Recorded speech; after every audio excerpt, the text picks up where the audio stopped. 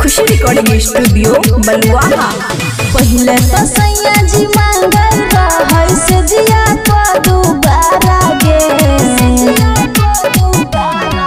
हेगे। पहले तो सैया जी मांगल रहे से जिया को दोबारा गे। गरमी में हमर सैया के हथियार न होय छै खारा गे।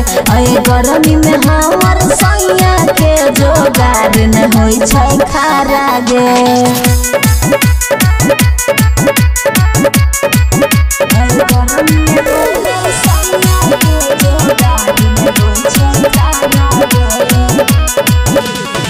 से जिया के सुख सखी मिले नहीं जवानी में। हमर मरद सुत जाई के दलानी में गे सुना।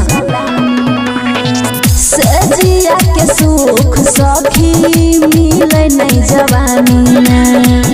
हमर मरद सुत जाई के दलानी में।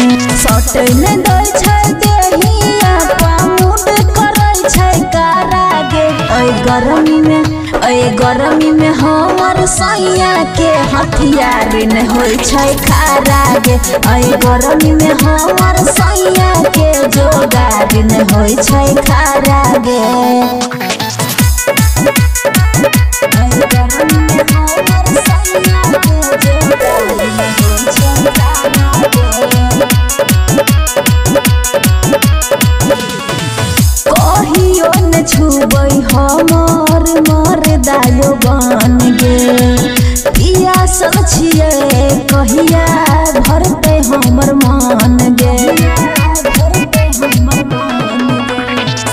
कहियो न छुबै हमर मरदायो बन गे। पियासल छियै कहिया भरते हमर मन गे। कहो दीपाली लखविंदर लखन भेलैया बारा गे।